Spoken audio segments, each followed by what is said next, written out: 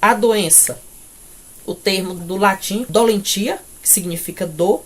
Então, a doença passa a ser caracterizada como algo que produz sofrimento, algo que traz sofrimento à pessoa. Embora muitas doenças, como já falei, muitas doenças não dão certos sinais, não sinalizam com dor, então algumas são silenciosas. Nos tempos antigos, as doenças eram atribuídas a forças ocultas e a castigo divino, e nós temos a evolução desse conceito de doença. Na microbiologia, nós vamos ter uma evolução de um conceito da doença como algo unicausal. Na epidemiologia, nós vamos ter a doença como aspecto da multicausalidade. E nós temos, por fim, na medicina moderna, a doença como caráter social e histórico, levando em consideração essa história das doenças. Doença é um termo médico, que significa a existência patológica na estrutura ou na função do corpo. Nós temos a classificação da doença como doença orgânica ou doenças funcionais. Nós vamos encontrar doenças que são de natureza orgânica, ou seja, que estão intimamente ligadas ao funcionamento da biologia do corpo humano. Nós temos doenças que são sintomáticas e outras que são assintomáticas. Algumas manifestam sintomas, outras não manifestam sintomas, são silenciosas. Algumas doenças estão ligadas à profissão e ao meio ambiente. Outras doenças que são classificadas como doenças da riqueza e também outras como doença da pobreza. Por exemplo, a obesidade é uma doença da riqueza, né? Come muito quem tem muito. A outra situação, a situação inversa, a doença da pobreza. A desnutrição, por exemplo, é resultado aí da ausência dos nutrientes essenciais ao organismo, na grande maioria das vezes. Nós temos as doenças de natureza aguda e nós temos as doenças também de natureza crônicas.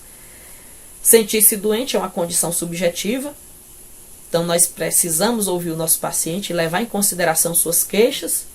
A pessoa pode ter uma visão sobre estar doente, ele achar que o fato dele não estar sentindo nada significa que ele não está doente. Já outro, e às vezes ele está lá ferradão, com um monte de patologias no corpo, tá com uma hipertensão arterial, com uma diabetes, tá com câncer, mas ele está se sentindo bem e vai dizer que não está doente. Já outro, que está com um canto de inflamado, já vai achar que está à beira da morte, né? Você chega para ele, pergunta se está tudo bem, ele já vai lhe dizer, não, dessa eu não escapo. Já vi que dessa aqui não vai ter jeito, dessa daqui eu vou. Já vi situações em que mandaram chamar a família toda para o paciente se despedir. O paciente viveu ainda 10 anos. A gente tem uma ideia aí que existem algumas condições, né, do paciente, a gente precisa levar em consideração isso, a gente não vai debochar do paciente, mas tem situações que chamam a atenção pela forma como acontecem. O conceito de saúde e de doença, eles vão sendo incorporados ao longo do tempo, e ele deve ser flexível o suficiente para entender o lado subjetivo das pessoas. Já o processo de saúde e doença, ele representa um conjunto de relações e variáveis que produz e condicionam aí o estado de saúde e de doença de uma população.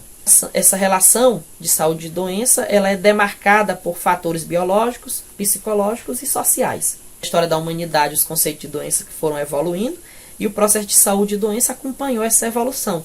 Por exemplo, na primeira fase, nós temos a fase da magia, ou dos aspectos sociais, vai avaliar os fatores determinantes, como as forças do pecado, as forças demoníacas, enfim, a doença como ação do pecado. A segunda fase, nós temos a fase onde são levados em consideração os fatores químicos e os miasmas. Então, a doença é atribuída, o fator de adoecimento é a causa externa. A terceira fase vem com o aspecto biológico e microbiológico.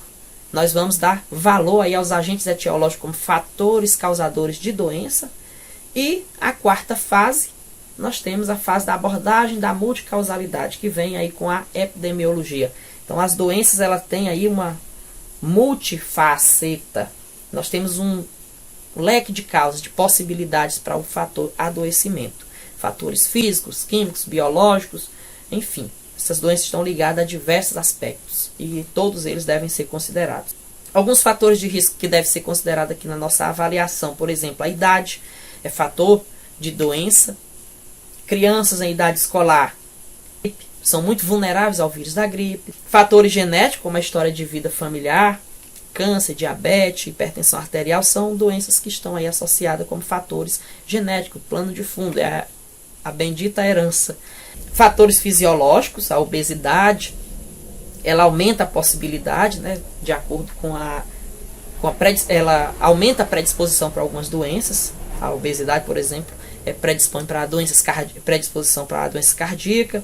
A gestação impõe maior risco também à mãe, o estilo de vida, as práticas sexuais. A gente vê aí que quem tem práticas sexuais com múltiplos parceiros, existe uma maior exposição ao risco de uma doença sexualmente transmissível.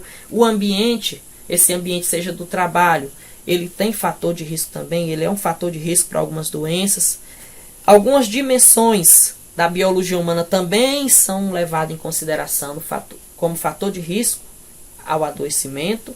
A dimensão física, por exemplo, nós temos a dimensão física, o aspecto fisiológico, que são respiração, circulação sanguínea, temperatura. A dimensão ambiental também é fator de risco e deve ser levado em consideração. A dimensão ambiental é a exigência que a pessoa tem, né, da necessidade de segurança e de proteção, como, por exemplo, a moradia, a comunidade, a vivência em comunidade que ele está, no contexto em que ele está inserido, a vizinhança, por exemplo. Isso influencia também no aspecto de vida e da qualidade de vida dele. O clima também é fator influente na nossa condição de saúde. Na dimensão emocional, nós temos aí a necessidade de autoestima. A pessoa, a forma como a pessoa se vê é importante na condição de saúde dele. Nós encontramos, principalmente entre os jovens, muitas doenças emocionais que estão intimamente associadas ao autoconceito.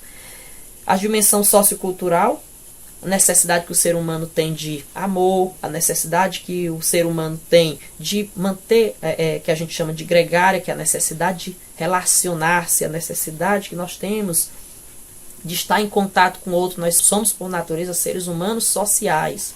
Então, nós temos uma relação social, seja num grupo amplo ou seja num grupo mais restrito, como a nossa família. Mas nós temos necessidades afetivas.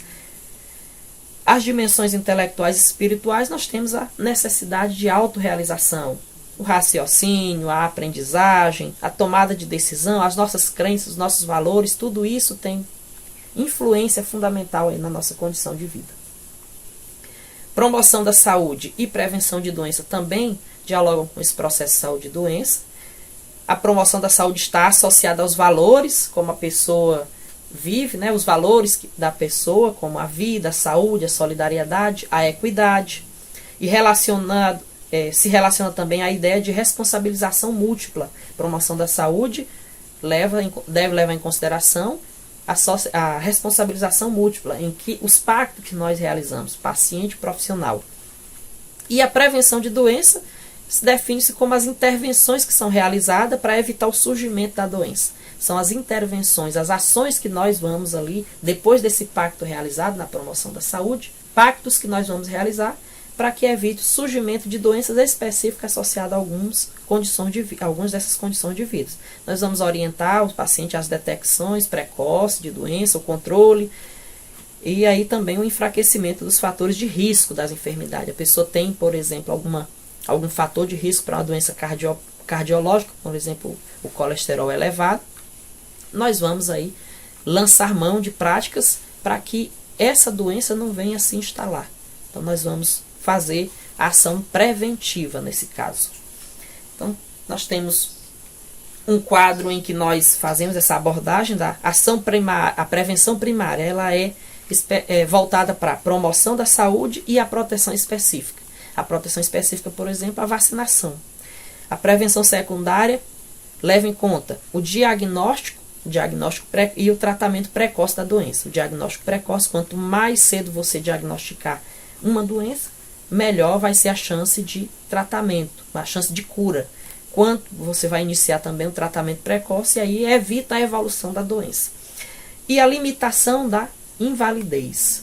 Nós, desenvolvendo o tratamento precoce, nós vamos evitar aí também o risco de agravar as ações relacionado àquela doença. E na prevenção terciária nós temos o tratamento e nós temos esse tratamento com foco na reabilitação do paciente. Nós não tivemos como evitar, a doença se instalou. Nós não conseguimos diagnosticar precocemente. Então nós temos ali um paciente que está acometido por uma doença e o nosso foco agora é diminuir os efeitos dessa doença e trabalhar a reabilitação desse paciente. E aí, finalizando, a gente destaca que o ser humano ele vive em relação com outros seres, em um contexto que é social, cultural e político. Para cuidar das pessoas é necessário considerar os estilos de vida, como é que essas pessoas vivem, nós temos que analisar isso. E os profissionais de saúde eles devem rever as suas práticas, e para isso é necessário compreender o indivíduo na sua integralidade, o ser humano na sua dimensão biopsíquico, sócio, espiritual.